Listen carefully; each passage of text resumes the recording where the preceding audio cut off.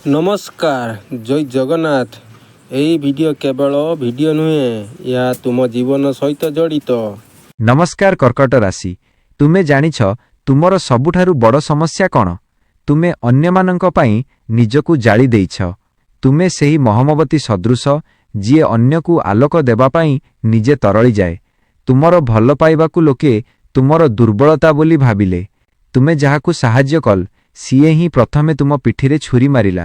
कर्कट राशिर व्यक्ति माने मनरे कथा चापी रखंती किंतु आउ नुहे।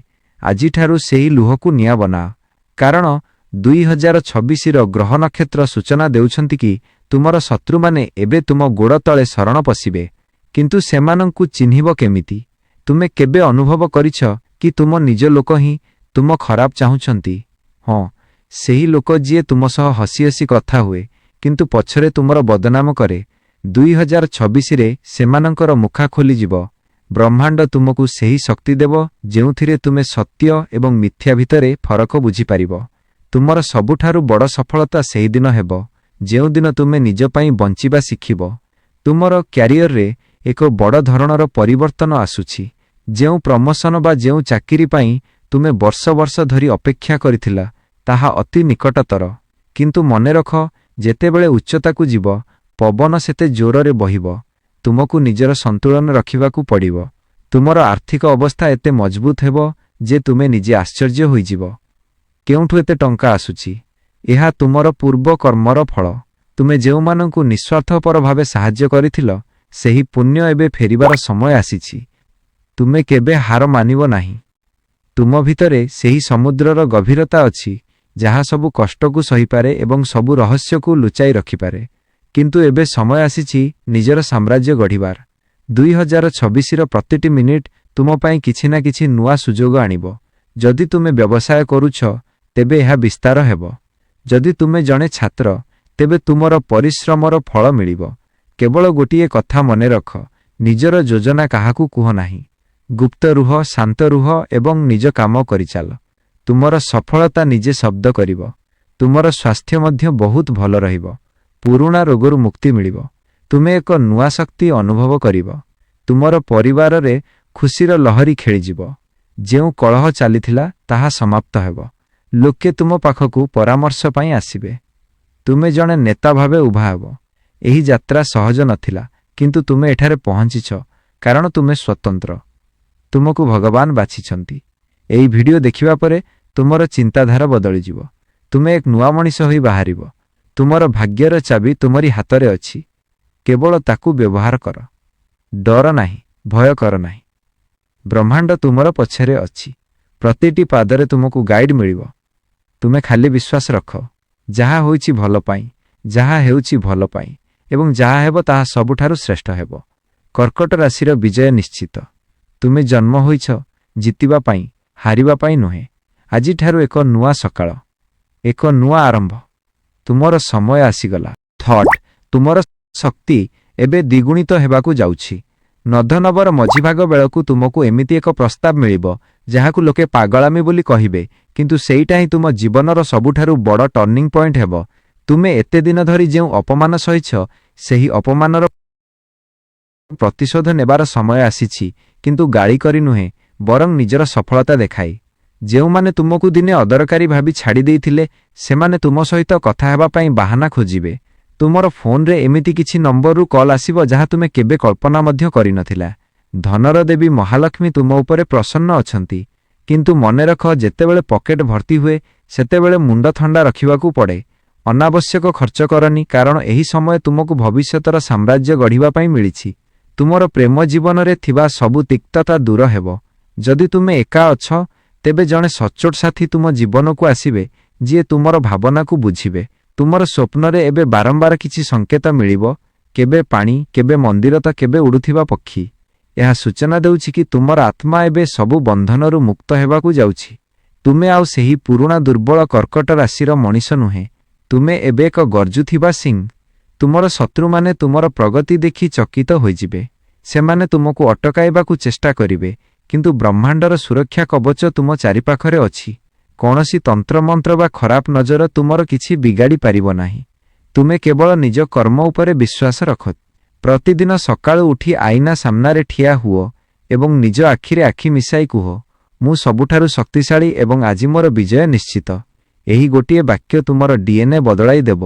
ତୁମର ଆତ୍ମବିଶ୍ୱାସ ଦେଖି ଲୋକେ ତୁମକୁ ଭୟ କରିବେ ନାହିଁ, ବରଂ ସମ୍ମାନ କରିବେ। ତୁମର ବାଣୀରେ ଏମିତି ଏକ ଯାଦୁ ଆସିବ ଯେ ତୁମେ ଯାହାକୁ ଯାହା କହିବ ସେଇଟା ସତ ହେବ। ଏହା ହେଉଛି ବାକ୍‌ସିଦ୍ଧିର ଆରମ୍ଭ। ତେଣୁ କାହା ପାଇଁ କେବେ ଖରାପ ଚିନ୍ତା କରନି। ନଭେମ୍ବର ଶେଷ ଆଡ଼କୁ ତୁମେ ଏକ ନୂଆ ସମ୍ପତ୍ତି ବା ଗାଡ଼ି କିଣିବାର ଯୋଗ ଅଛି। ତୁମର ପରିବାରରେ କୌଣସି ମାଙ୍ଗଳିକ କାର୍ଯ୍ୟ ଅନୁଷ୍ଠିତ ହେବ। ଚାରିଆଡ଼େ କେବଳ ହସ ଖୁସିର ମାହୋଲ ରହିବ। ତୁମେ ଯେଉଁ ଲୁହ ଗଡ଼ାଇଥିଲ ସେହି ପ୍ରତିଟି ଲୁହର ବଦଳା ବ୍ରହ୍ମାଣ୍ଡ ତୁମକୁ ହୀରା ଆକାରରେ ଫେରାଇବ। ତୁମେ ପ୍ରସ୍ତୁତ ରୁହ ସେହି ମହାପରିବର୍ତ୍ତନ ପାଇଁ। ତୁମର ଭାଗ୍ୟ ଏବେ ତୁମ ପଛରେ ନାହିଁ, ବରଂ ତୁମ ଆଗରେ ଦୌଡ଼ୁଛି। ତୁମେ କେବଳ ପାଦ ବଢ଼ାଅ, ବାକି ରାସ୍ତା ନିଜେ ନିଜେ ତିଆରି ହୋଇଯିବ। କେବେ ବି ମନରେ ସନ୍ଦେହ ଆଣିବ ନାହିଁ। ଯଦି ତୁମେ ଏଠା ପର୍ଯ୍ୟନ୍ତ ଶୁଣିଛ, ତେବେ ଜାଣିରଖ ତୁମେ ସେହି ବିଶେଷ ବ୍ୟକ୍ତି ଯାହାକୁ ଦୁନିଆ ଆଜିଯାଏ ଚିହ୍ନି ପାରିନଥିଲା। ଏବେ ଦୁନିଆ ଚିହ୍ନିବ। ଏବେ ଦୁନିଆ ତୁମ ପାଇଁ କରତାଳି ଦେବ। ତୁମେ ହେଉଛ କର୍କଟ ରାଶିର ଅସଲ ବିଜେତା। ତୁମର ଯାତ୍ରା ଏବେ ଆରମ୍ଭ ହେଲା। ପଛକୁ ଫେରି ଚାହିଁବାର ପ୍ରଶ୍ନ ହିଁ ଉଠୁନାହିଁ। ଆଗକୁ ବଢ଼ିଚାଲ। ସଫଳତା ତୁମର ଅପେକ୍ଷାରେ ଅଛି। ତୁମେ ହିଁ ଶ୍ରେଷ୍ଠ, ତୁମେ ହିଁ ଅନନ୍ୟ। ଜୟ ଜଗନ୍ନାଥ। ଏବେ ଶୁଣ ସେହି ଗୁପ୍ତ କଥା ଯାହା ତୁମର ଶୋଇଥିବା ଭାଗ୍ୟକୁ ଜଳାଇ ଦେବ। ନଭେମ୍ବରରେ ତୁମର ଗ୍ରହମାନେ ଏମିତି ଏକ ସ୍ଥାନକୁ ଆସୁଛନ୍ତି ଯେଉଁଠି ତୁମକୁ ଅଚାନକ ଧନ ପ୍ରାପ୍ତିର ଯୋଗ ବନୁଛି। ହୁଏତ ତାହା କୌଣସି ପୁରୁଣା ଜମିବାଡ଼ି ମାମଲାରୁ ହୋଇପାରେ କିମ୍ବା କୌଣସି ଏମିତି ଏକ ନିବେଶରୁ ଯାହାକୁ ତୁମେ ଭୁଲି ଯାଇଥିଲ। ତୁମର ହାତର ରେଖା ଏବେ ବଦଳିବାକୁ ଆରମ୍ଭ କଲାଣି। ତୁମେ ନିଜ ହାତ ପାପୁଲିକୁ ଦେଖ, ସେଠାରେ ଏକ ଅଜଣା ଚମକ ଅନୁଭବ କରିବ। ଲୋକେ କହନ୍ତି କର୍କଟ ରାଶିର ଲୋକେ ବହୁତ ଶାନ୍ତ, କିନ୍ତୁ ସେମାନେ ଜାଣିନାହାନ୍ତି ଯେ ଯେତେବେଳେ ସମୁଦ୍ର ଶାନ୍ତ ଥାଏ ସେତେବେଳେ ହିଁ ସୁନାମି ଆସିବାର ସଂକେତ ମିଳେ। ତୁମେ ହେଉଛ ସେହି ଶକ୍ତିଶାଳୀ ଲହରୀ। ତୁମର କର୍ମକ୍ଷେତ୍ରରେ ତୁମକୁ ରୋକିବା ପାଇଁ ହେଉଥିବା ସବୁ ଚକ୍ରାନ୍ତ ଏବେ ଧୂଳିସାତ ହେବ। ଯେଉଁ ଉପରିସ୍ଥ ଅଧିକାରୀ ତୁମକୁ ଅଣଦେଖା କରୁଥିଲେ, ସେମାନେ ଏବେ ତୁମର ପ୍ରଶଂସା କରିବାକୁ ବାଧ୍ୟ ହେବେ। ତୁମର ଆତ୍ମବିଶ୍ୱାସ ଏତେ ବଢ଼ିଯିବ ଯେ ତୁମେ ଯେଉଁଠି ପାଦ ରଖିବ ସେଇଟା ତୁମର ହୋଇଯିବ। ତୁମେ ଏକ ନୂଆ ବ୍ୟବସାୟିକ ଚିନ୍ତାଧାରା ଉପରେ କାମ କରିବ ଏବଂ ତାହା ତୁମକୁ ସହରର ଜଣେ ନାମୀଦାମୀ ବ୍ୟକ୍ତି ଭାବେ ଗଢ଼ି ତୋଳିବ। ଧ୍ୟାନ ଦିଅ, ନଭେମ୍ବର ଅଗଷ୍ଟ ମାସ ତୁମ ପାଇଁ ଅତ୍ୟନ୍ତ ଭାଗ୍ୟଶାଳୀ ରହିବ। ସେହି ସମୟରେ ତୁମକୁ ଏକ ବଡ଼ ଦାୟିତ୍ୱ ମିଳିପାରେ। ତୁମର ବ୍ୟକ୍ତିଗତ ଜୀବନରେ ଏକ ଆଶ୍ଚର୍ଯ୍ୟଜନକ ଘଟଣା ଘଟିବ। ଯେଉଁ ସମ୍ପର୍କର ବହୁତ ଦିନରୁ ଭାଙ୍ଗି ଯାଇଥିଲା ବା ଦୂରେଇ ଯାଇଥିଲା, ତାହା ପୁଣି ଥରେ ଯୋଡ଼ି ହେବାକୁ ଲାଗିବ। କିନ୍ତୁ ଏଥର ତୁମେ ସାବଧାନ ରହିବ। ତୁମେ ଆଉ ପୁରୁଣା ଭୁଲ କରିବ ନାହିଁ। ତୁମେ ଜାଣିଛ କାହାକୁ କେତେ ଗୁରୁତ୍ୱ ଦେବା ଦରକାର। ତୁମର ଶରୀରରେ ଏକ ନୂଆ ତେଜ ବୃଦ୍ଧି ପାଇବ। ତୁମର ଆଖିରେ ଏମିତି ଏକ ଆକର୍ଷଣ ଆସିବ ଯେଉଁ ଲୋକେ ତୁମ ପ୍ରତି ମୋହିତ ହୋଇଯିବେ। ଏହା କୌଣସି ଯାଦୁ ନୁହେଁ, ଏହା ତୁମର ସକାରାତ୍ମକ ଶକ୍ତିର ପ୍ରଭାବ। ସମାଜରେ ତୁମର ମାନ ସମ୍ମାନ ଶିଖର ଛୁଇଁବ। ତୁମେ ଧାର୍ମିକ କାର୍ଯ୍ୟରେ ମଧ୍ୟ ମନୋନିବେଶ କରିବ, ଯାହା ତୁମକୁ ମାନସିକ ଶାନ୍ତି ଦେବ। ତୁମେ ଅନୁଭବ କରିବ ଯେ ଭଗବାନଙ୍କ ହାତ ସବୁବେଳେ ତୁମ ମୁଣ୍ଡ ଉପରେ ଅଛି। ତୁମେ ଆଉ ଏକା ନୁହେଁ। ବ୍ରହ୍ମାଣ୍ଡର ପ୍ରତିଟି କଣିକା ତୁମକୁ ସାହାଯ୍ୟ କରିବାକୁ ପ୍ରସ୍ତୁତ। ତୁମେ କେବଳ ନିଜ ସ୍ୱପ୍ନ ଉପରେ ଦୃଢ଼ ରୁହ। ଯେଉଁମାନେ ତୁମକୁ ଛୋଟ ଦେଖାଉଥିଲେ, ସେମାନେ ଏବେ ତୁମ ପାଖରେ ସାହାଯ୍ୟ ଭିକ୍ଷା କରିବେ। ତୁମେ ଦୟାଳୁ ହେବ, କିନ୍ତୁ ଦୁର୍ବଳ ହେବ ନାହିଁ। ତୁମର ଆର୍ଥିକ ସମସ୍ୟା ଯେମିତି କୁହୁଡ଼ି ପରି ଉଭେଇଯିବ। ତୁମେ ନିଜର ଏବଂ ନିଜ ପରିବାରର ସବୁ ସୁଖ ସୁବିଧା ପୂରଣ କରିପାରିବ। 2026 ତୁମକୁ ଏକ ବିଜେତାର ପରିଚୟ ଦେବ। ତୁମେ ଇତିହାସ ବଦଳାଇବା ପାଇଁ ଜନ୍ମ ହୋଇଛ। ତୁମର ପ୍ରତିଟି ପରିଶ୍ରମର ମୂଲ୍ୟ ସୁଧ ସହିତ ଫେରିବ। ତୁମେ ନିଜ ଉପରେ ଗର୍ବ କର। କର୍କଟ ରାଶିର ପ୍ରକୃତ ଶକ୍ତି ଏବେ ଦୁନିଆ ଦେଖିବ। ତୁମେ ସେହି ସୂର୍ଯ୍ୟ ଯିଏ କଳା ବାଦଲକୁ ଚିରି ବାହାରିବାକୁ ଯାଉଛି। ତୁମର ଆଲୋକରେ ଚାରିଆଡ଼ ଝଲସି ଉଠିବ। ଆଜିଠାରୁ ତୁମେ ଅଜେୟ, ତୁମେ ଅଟଳ। ତୁମର ସମୟ ଏବେଠାରୁ ହିଁ ଆରମ୍ଭ ହେଲା। ଜୟ ଜଗନ୍ନାଥ। ଏବେ ଶୁଣ ସେହି ରହସ୍ୟମୟ ସତ୍ୟ ଯାହା ତୁମର ଶରୀରର ପ୍ରତିଟି ଶିରା ପ୍ରଶିରାରେ ରକ୍ତ ସଞ୍ଚାଳନକୁ ବଢ଼ାଇ ଦେବ। ନଭେମ୍ବର ଶେଷ 3 ମାସ ତୁମ ପାଇଁ କେବଳ ସମୟ ନୁହେଁ, ଏହା ଏକ ସୁବର୍ଣ୍ଣ ଯୁଗ ପରି ହେବ। ତୁମେ ଅନୁଭବ କରିବ କି ତୁମ ଚାରିପାଖରେ ଥିବା ନକାରାତ୍ମକ ଶକ୍ତି ଆପେ ଆପେ ଦୂରେଇ ଯାଉଛି। ତୁମେ ଯେଉଁ ଘରକୁ ଯିବ ସେଠାରେ ଖୁସି ଭରିଯିବ। ତୁମର ଉପସ୍ଥିତି ହିଁ ଲୋକଙ୍କ ପାଇଁ ଏକ ଆଶୀର୍ବାଦ ପାଲଟିବ। ତୁମେ ଜାଣିଛ କାହିଁକି? କାରଣ ତୁମେ ନିଜର ଆତ୍ମିକ ଶକ୍ତିକୁ ଚିହ୍ନି ସାରିଛ। ତୁମର ଶତ୍ରୁମାନେ ଯେତେବେଳେ ଦେଖିବେ କି ତୁମେ ଆଉ ପୁରୁଣା ଭୁଲ କରୁନାହଁ, ସେତେବେଳେ ସେମାନେ ଭୟଭୀତ ହୋଇଯିବେ। ତୁମର ମୌନ ରହିବା ହିଁ ସେମାନଙ୍କ ପାଇଁ ସବୁଠାରୁ ବଡ଼ ଦଣ୍ଡ ହେବ। ତୁମେ ପ୍ରତିବାଦ କରିବ ନାହିଁ, କିନ୍ତୁ ତୁମର ବ୍ୟକ୍ତିତ୍ୱ ଏତେ ଭାରୀ ହେବ ଯେ ବିରୋଧୀମାନେ ନିଜେ ନିଜେ ବାଟ ଛାଡ଼ିଦେବେ। ତୁମର କ୍ୟାରିୟରରେ ଏମିତି ଏକ ଡିଲ୍ ବା ସୁଯୋଗ ଆସିବ ଯାହା ତୁମର ସାତପୁରୁଷର ଦାରିଦ୍ର୍ୟ ଦୂର କରିବାର କ୍ଷମତା ରଖେ। ତୁମେ ଏବେ ସାଧାରଣ ଚାକିରିଆ କିମ୍ବା ବ୍ୟବସାୟୀ ହୋଇ ରହିବ ନାହିଁ, ତୁମେ ଜଣେ ବ୍ରାଣ୍ଡ ପାଲଟିଯିବ। ତୁମର ସ୍ୱାସ୍ଥ୍ୟ ସମ୍ବନ୍ଧୀୟ ଯେଉଁ ଚିନ୍ତା ବହୁ ବର୍ଷ ଧରି ତୁମକୁ ଘାରୁଥିଲା, ତାହା ଏବେ ସମ୍ପୂର୍ଣ୍ଣ ରୂପେ ଦୂର ହେବ। ତୁମେ ନିଜକୁ ପୂର୍ବ ଅପେକ୍ଷା ଅଧିକ ଯୁବା ଏବଂ ଶକ୍ତିଶାଳୀ ଅନୁଭବ କରିବ। ତୁମର ମୁହଁର ତେଜ ଦେଖି ଲୋକେ ପଚାରିବେ, ତୁମେ କ'ଣ କରୁଛ ଯେ ଏତେ ବଦଳି ଯାଇଛ? ତୁମେ କେବଳ ହସିବ ଏବଂ ମନେ ମନେ କହିବ, ଏହା ମୋର ଭକ୍ତି ଏବଂ ମୋ ଠାକୁରଙ୍କ କୃପା। ତୁମର ସନ୍ତାନମାନଙ୍କ ପକ୍ଷରୁ ତୁମକୁ ଏମିତି ଏକ ସମ୍ମାନ ମିଳିବ ଯେଉଁଥିରେ ତୁମର ଛାତି ଗର୍ବରେ ଫୁଲି ଉଠିବ। ଏବେ ସମୟ ଆସିଛି ସେହି ସ୍ୱପ୍ନର ଘର ବନାଇବା ପାଇଁ ଯାହାର ନକ୍ସା ତୁମେ ବହୁ ବର୍ଷ ଧରି ନିଜ ମନ ଭିତରେ କାଟିଥିଲେ। ତୁମର ବ୍ୟାଙ୍କ ବାଲାନ୍ସ କେବଳ ବଢ଼ିବ ନାହିଁ, ବରଂ ସ୍ଥିର ରହିବ। ତୁମେ ଅନ୍ୟମାନଙ୍କୁ ଦାନ କରିବାର ସାମର୍ଥ୍ୟ ରଖିବ। ଯେଉଁ ହାତ ଦିନେ ମାଗୁଥିଲା, ସେହି ହାତ ଏବେ ଦାନ କରିବ। ନଧନବରେ ତୁମେ ଏମିତି ଏକ ଯାତ୍ରା କରିବ ଯାହା ତୁମର ଜୀବନ ଦର୍ଶନକୁ ସମ୍ପୂର୍ଣ୍ଣ ବଦଳାଇ ଦେବ। ତୁମେ ବୁଝିବ କି ଏହି ଦୁନିଆରେ କିଛି ବି ଅସମ୍ଭବ ନୁହେଁ। କର୍କଟ ରାଶିର ପ୍ରତିଟି ଜାତକଧାରୀଙ୍କ ପାଇଁ ଏକ ସତର୍କ ସୂଚନା, ନିଜର ଗୋପନୀୟତା ରକ୍ଷା କର। ତୁମର ଖୁସିକୁ ନଜର ଲାଗିପାରେ, ତେଣୁ ସବୁ କଥା ସୋସିଆଲ ମିଡିଆ ବା ଲୋକଙ୍କ ସାମ୍ନାରେ ପ୍ରକାଶ କରନି। ଯେତେବେଳେ ଗଛରେ ଫଳ ପାଚେ, ସେତେବେଳେ ସେଇଟା ଆପେ ଆପେ ନେଇଯାଏ। ତୁମେ ମଧ୍ୟ ନମ୍ର ହୁଅ। ତୁମର ଭବିଷ୍ୟତ ଏତେ ଉଜ୍ଜ୍ୱଳ ଯେ ତୁମକୁ ଆଉ ପଛକୁ ଫେରି ଚାହିଁବାକୁ ପଡ଼ିବ ନାହିଁ। ତୁମେ ହେଉଛ ଭାଗ୍ୟବାନ, ତୁମେ ହେଉଛ ଶକ୍ତିମାନ। ଏହି ବିଶ୍ୱାସ ହିଁ ତୁମର ସବୁଠାରୁ ବଡ଼ ପୁଞ୍ଜି। ଆଗକୁ ବଢ଼, ସମଗ୍ର ବ୍ରହ୍ମାଣ୍ଡ ତୁମ ସଫଳତାରେ କରତାଳି ଦେବା ପାଇଁ ଅପେକ୍ଷା କରିଛି। ଜୟ ଜଗନ୍ନାଥ। ଏବେ ଶୁଣ ସେହି ଚରମ ସତ୍ୟ ଯାହା ତୁମର ଅନ୍ତିମ ଗନ୍ତବ୍ୟସ୍ଥଳ ନିର୍ଦ୍ଧାରଣ କରିବ। ନଧନବର ଅନ୍ତ ସୁଦ୍ଧା ତୁମେ ଏମିତି ଏକ ସ୍ତରରେ ପହଞ୍ଚିବ ଯେଉଁଠି ତୁମକୁ ପରାଜୟ ଶବ୍ଦଟି ଅଜଣା ଲାଗିବ। ତୁମେ ଅନୁଭବ କରିବ କି ତୁମର ପ୍ରତିଟି ଶବ୍ଦ ଏବେ ଏକ ଆଦେଶ ପାଲଟିଛି।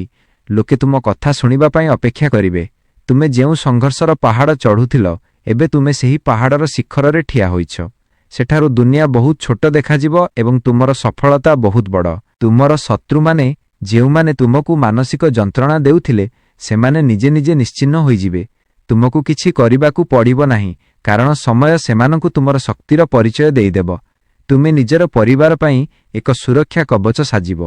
ତୁମର ଘରକୁ ଆସୁଥିବା ପ୍ରତିଟି ନକାରାତ୍ମକ ଦୃଷ୍ଟି ବାହାରୁ ହିଁ ଫେରିଯିବ।